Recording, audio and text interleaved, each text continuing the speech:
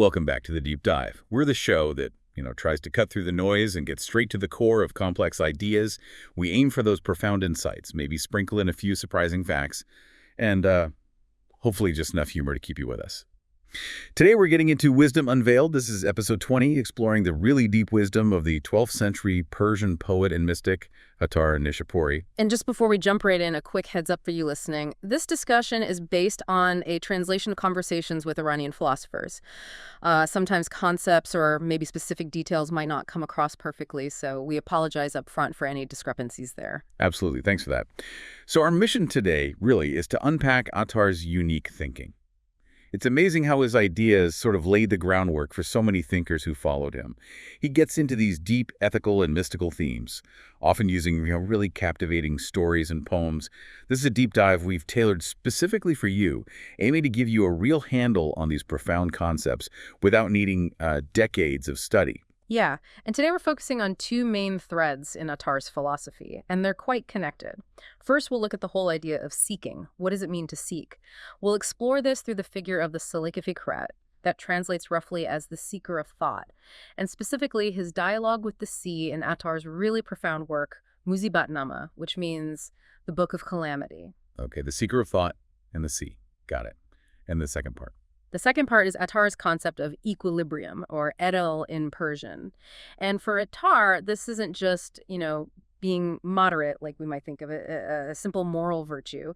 He sees it as something much bigger, a fundamental, almost metaphysical principle that's like woven into the structure of the universe itself, into intellect, and even into what justice means. Wow, okay. So equilibrium is a cosmic principle. That's big.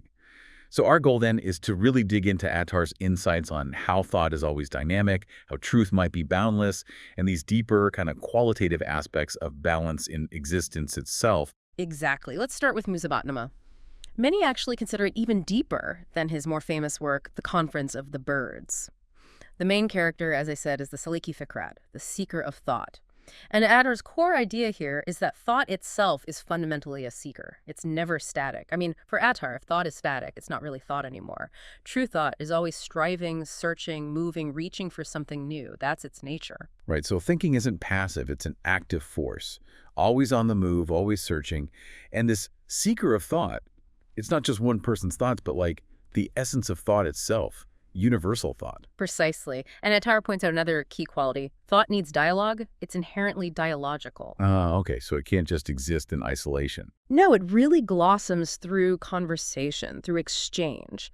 A thought that doesn't engage in dialogue, well, it can't truly develop. And this dialogue could be with another thought, another person, or even, interestingly, with itself, like an internal debate or reflection. In Musibatnama, this seeker of thought talks to pretty much everything. Minerals, soil, water, mountains, plants, animals, humans, angels, prophets, the whole spectrum. That's incredible. It's like the entire universe is this talking entity that thought is constantly engaging with. I think we touched on the dialogue with the soil before, didn't we? But today it's the dialogue with the sea. Yes, exactly. So the seeker of thought goes to the sea and asks this profound question, something like, "You're immense, you're full of waves, you give water to everyone, quench their thirst, yet you seem thirsty yourself. What are you seeking? Why aren't you satisfied?" Asking the boundless ocean why it's thirsty, and how does the sea respond? Well, it responds with this incredible power. It sort of roars, its water boils up almost like fire, and it expresses this deep, deep shame. It's ashamed of its own thirst, despite being so vast. It even says its water is like the sweat of its shame, and its constant motion, the waves, the foam. That's not just physics. It's a kind of cry, an expression of anguish. Wow, the sweat of its shame. That's a powerful image. It is. The sea says something like, "I am disheveled in pursuit. I'm seeking just a single drop from his sea." Now, this drop isn't literal water. It's the water of Tawhid, which is divine unity, that core Islamic idea of God's absolute oneness and the interconnectedness of everything. And it's also the water of Hakikat, ultimate truth.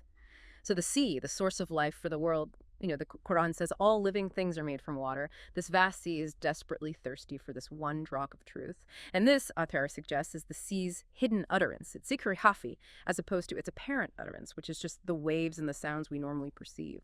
That really connects with that idea of the world having layers of meaning, the apparent and the hidden. We hear the oceans roar, but Attar says maybe only the people of heart hear that deeper cry for unity and truth. Exactly right. And then Attar uses the sea's words to reveal a really deep philosophical point. The sea says, if I am not thirsty for flowing water, how can I quench the thirst of others? Wait, say that again. If I am not thirsty, how can I quench the thirst of others? It's this idea that the sea's very ability to give life, to satisfy others' thirst, actually comes from its own deep thirst for truth. If it didn't have that longing, that pain, as Attar might put it, it wouldn't possess that life-giving quality. Okay, that's really counterintuitive, isn't it? So if I'm trying to boil this down, is Attar suggesting that our deepest desires are searching for truth? That's not a weakness. It's actually the source of our ability to contribute, to give meaning to others. Our thirst is our purpose. You've got it. That's a beautiful way to put it. For Attar, life is seeking. It's dynamism, it's movement. Take away that seeking, and life becomes empty, meaningless. Every living thing is a seeker, fundamentally. And movement is just the outward sign of that inner quest. Now, the seeking only starts with death, but the goal of life isn't just staying alive. It's achieving permanence, finding an eternal existence, ultimately meeting the divine.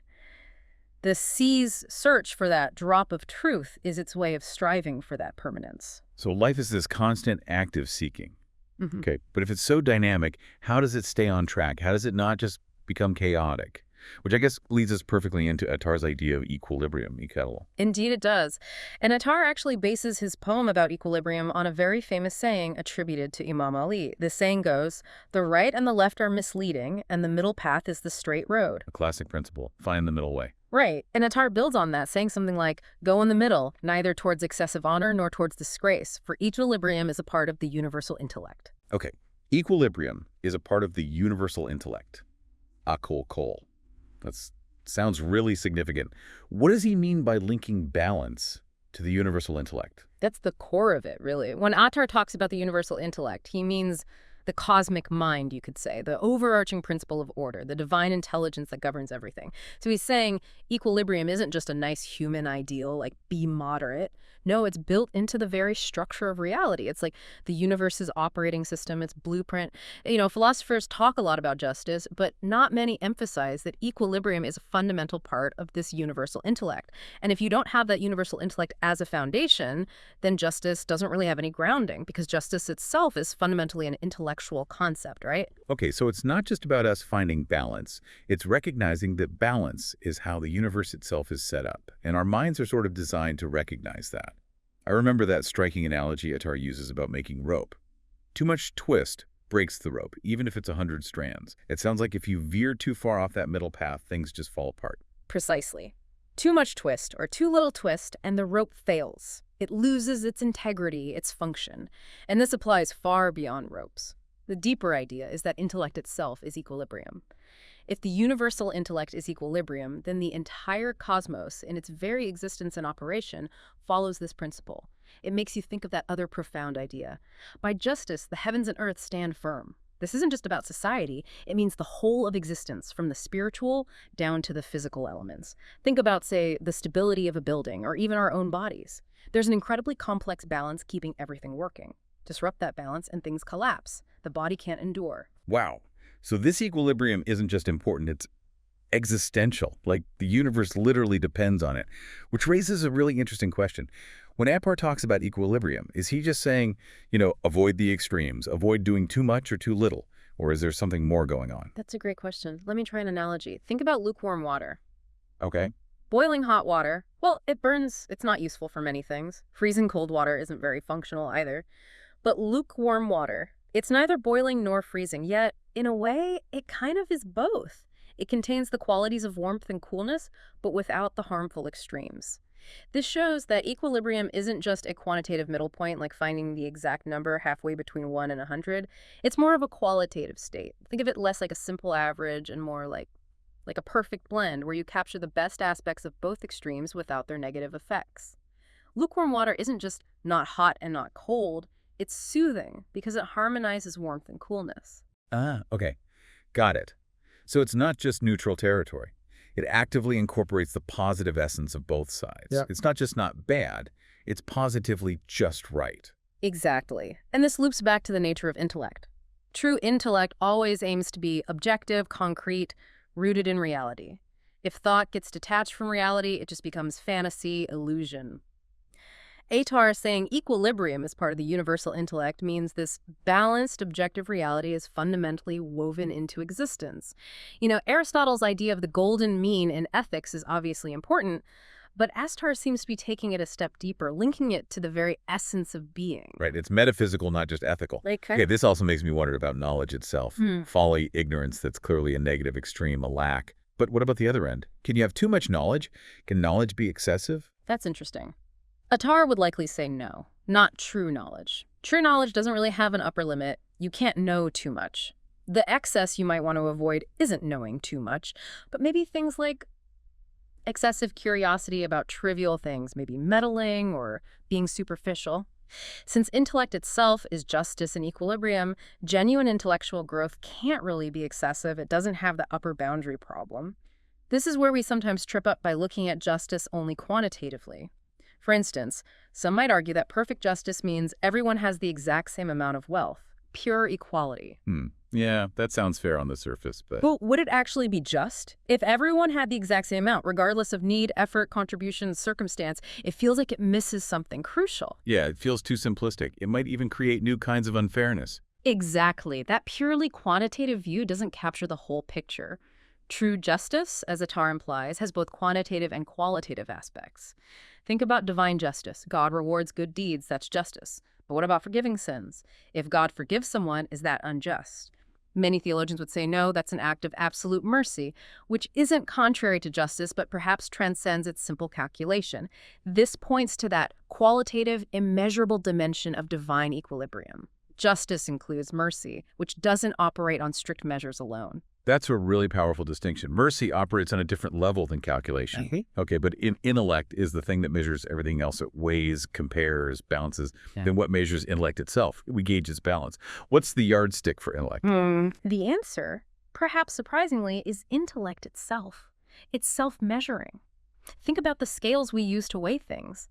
Those scales were designed, calibrated, and judged for accuracy by intellect. In the same way, intellect evaluates itself. It has that self-referential capacity. And, the real obstacle to knowledge, the true enemy, isn't usually simple ignorance. It's the illusion of knowledge. Right. Someone who knows they don't know an ignorant person, in that sense, they're often open. They can learn. There's space. But someone who's convinced they already know everything, trapped in that illusion. It's very hard for them to learn anything new. There's just no room. It's not the empty cup that's the issue. It's the cup that thinks it's already full. That's... Yeah, that's quite humbling, especially today with so much information around us. Yeah. Makes you think about those times, in our own learning when we thought we had it all figured out and then realized the real growth happened when we admitted how much more there was. Absolutely. And another crucial point here is that humans are always more than what they currently know or what they currently do. There's this inherent infinite potential for growth. There's no final endpoint to human development in this view. We are always potentially greater than our present state. Imam Ali had that wonderful definition of justice. Justice is placing a thing in its proper place. The real work, then, is figuring out what that proper place is. And that requires intellect, fundamentally. Right. Discerning the proper place, that's the core challenge. Yeah. And this whole idea of the middle path, it connects so well with the Quranic concept of the Ummah Wasat, the middle nation, suggesting Islam itself aims for moderation. It does, yes. Yeah. The ideal of Islam as the middle nation is about avoiding extremes, both excess and negligence in all things. And maybe we can think about this middle path, this moderation within Islam, in 3 dimensions: length, breadth, and depth. Okay, length, breadth, depth. I like that. Tell me more. Well, length refers to its duration. Islam is seen as enduring until the end of time, eternal in that sense. It's not meant to be replaced. Breadth refers to its universality, its geographical and cultural scope. It's meant for all people, east to west, a mercy to all worlds, no geographical limits. And then depth. Depth is about moving beyond the surface, the zahir, the outward forms, the apparent meanings, to the batin, the inner realities, the hidden depths. This means going from just the sensory level, what we see and hear, to the intellectual, and perhaps even beyond that. We often talk about Islam's history, length, and its global reach, breadth, but maybe sometimes we don't focus enough on the depth. That's a really useful framework. How does that depth actually show up? Can you give an example from the sources, maybe? Sure. Look at the Quran itself. The language beautifully shows these layers. First, you have clear words forming sentences with direct commands. Pray, give charity. These are explicit, the zahir, understandable on the surface. Then you have those mysterious letters at the start of some chapters, the hurufi muqatta, like alif lam mim or yasin. They don't form words in the normal sense. They clearly signal something deeper, inviting interpretation, pushing you beyond the literal. Yeah, those are always fascinating. It definitely make you pause and think, okay, what's going on here? Exactly. But perhaps even more mysterious is a verse like, so he revealed to his servant what he revealed. That's from Surah Najm 53.1m. What he revealed is left totally undefined. It's veiled. It points towards something that maybe can't even be put into words. Imam Ali, in some traditions, interprets this as pointing towards the ultimate secret of existence, the essence of God. It's a level of reality that transcends language, transcends our normal comprehension. It signifies that true understanding, the deeper you go, always gestures towards something more profound than what can be neatly articulated. The outer forms, the words, the practices, are meant to be gateways, leading us towards these inner meanings, inviting this continuous, unending deep dive into reality's depths. What a journey we've been on today. We've really gone deep into Attar Nishapur's understanding of equilibrium, haven't we? Recognizing it's not just, being sensible, but something fundamental to the universal intellect, shaping everything from the cosmos to our own minds and bodies. Yeah, and we saw how real justice in this view isn't just about counting things up. It has this qualitative depth, embracing things like mercy, and how intellect itself is the ultimate measure, always capable of expanding, always potentially more than it currently is. And we touched on how this whole quest for balance and deep understanding is really a journey from the surface appearances, the zar, towards those boundless hidden meanings, the batin, within existence. It's like a dive into the qualitative heart of reality. So for you listening, maybe here's something to chew on. We heard from Attar, through the voice of the sea, that our thirst for truth isn't some kind of lack, but it's actually the very thing that enables us to quench the thirst of others. Life itself becomes this ongoing search, and this search is guided by equilibrium. Is Etidal not just dodging extremes, but aligning with this fundamental quality of the universal intellect, this cosmic blueprint where justice is both measured and, in a way, immeasurable in its qualitative depth? So if knowledge and intellect, and maybe even the universe itself, are operating on this principle of an ever-unfolding qualitative balance that doesn't really have a ceiling, what could that mean for your own search for wisdom?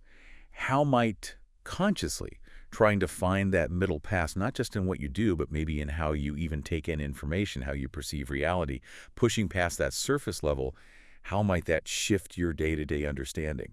What hidden depths could you uncover in your own learning if you embrace this kind of boundless quest, just like Attar seems to be suggesting? Definitely something to ponder. A lot to think about there, for sure. Well, thank you so much for joining us on this deep dive into Wisdom Unveiled. Until next time, keep seeking, keep pondering, and keep unveiling wisdom.